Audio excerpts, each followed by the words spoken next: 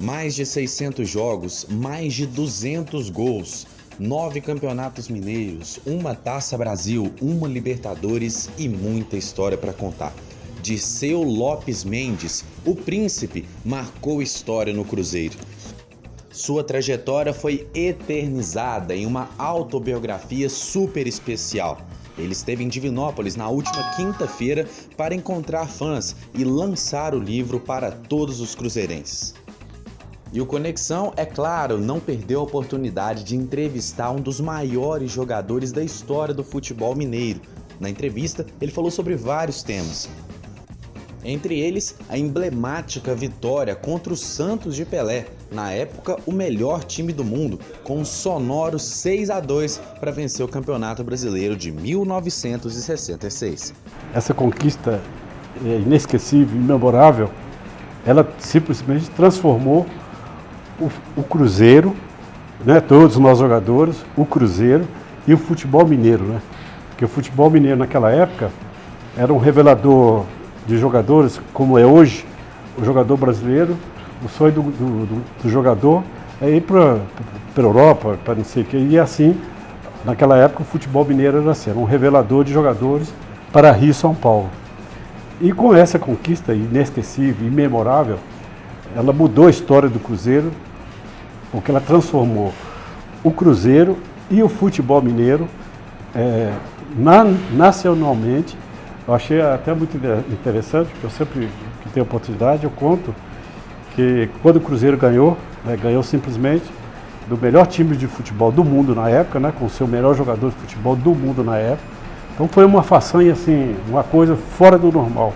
E despertou curiosidade no Brasil inteiro, inicialmente, né? Dirceu também falou sobre a grande mágoa de sua carreira. Mesmo jogando um futebol extraordinário, sendo constantemente convocado, ele não foi chamado para a Copa do Mundo de 1970. Mesmo assim, ele afirma não ter arrependimentos. Eu tenho a felicidade de não ter mágoa, nem tampouco rancor, nenhuma. O que aconteceu é que talvez o maior culpado fui eu mesmo. Porque é um direito do ser humano reivindicar aquilo que ele acha que está errado. É um direito do ser humano. Eu sempre tive, né, essa questão de timidez, né? Melhorei muito, também de tantos anos depois, né, já era para ter melhorado mais um pouquinho. Mas aquele que aconteceu comigo, porque houve uma entrevista, né, do presidente da República, Arastásio Médio, nós estávamos no regime militar, que perguntaram para ele qual jogador que ele achava que faltava na seleção brasileira. E aí ele disse, né, que falta o Dari, que achava que faltava o Dari, porque ele gostava muito de ver o Dari jogar, né, fazer gols. Dadá Maravilha? Dadá Maravilha. E aí, problemas políticos, né, o João Saldanha caiu porque perguntaram para ele, perguntaram para ele, João, o presidente da República disse que gostaria de ver o Dadá Maravilha na seleção, o que você tem a dizer? Aí o João respondeu para ele que assim como ele não mandava no governo, ele não admitia que nem o presidente da República mandasse na seleção brasileira, porque quando ele estivesse como treinador, quem mandava era ele. Então veio a ordem lá de cima, né? O João Saldanha caiu.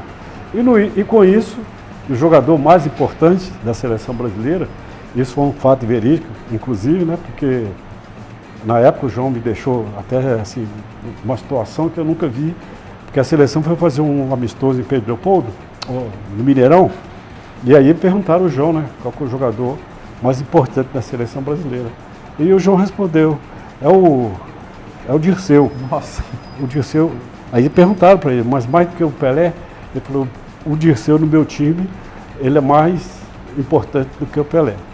E aí a imprensa veio todinha em cima de mim. Pô, Dirceu, o João falou isso, o que você tem a dizer? Falar o quê?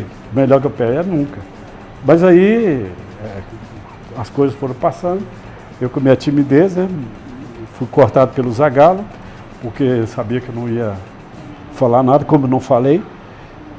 Tinha um jogador que até marcou muito a sua passagem pelo Cruzeiro, que é o Fontana, e o Fontana seria o primeiro da lista a ser cortado. Só que o Fontana porque o Zagallo não gostava dele. O Fontana jogou no Vasco.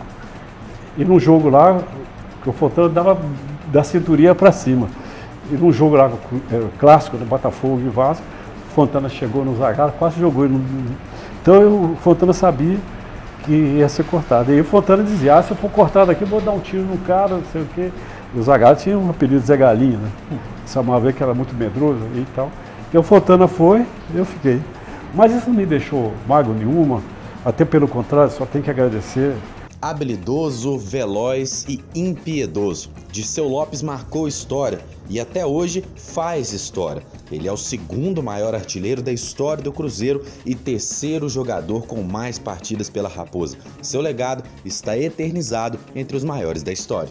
Recebi uma proposta e é interessante, é uma coisa que eu nunca havia pensado na minha vida. E aí recebi um convite, né, do Pedro Blanc, um cruzeirense daqueles, e que sempre me acompanhou desde o princípio da carreira.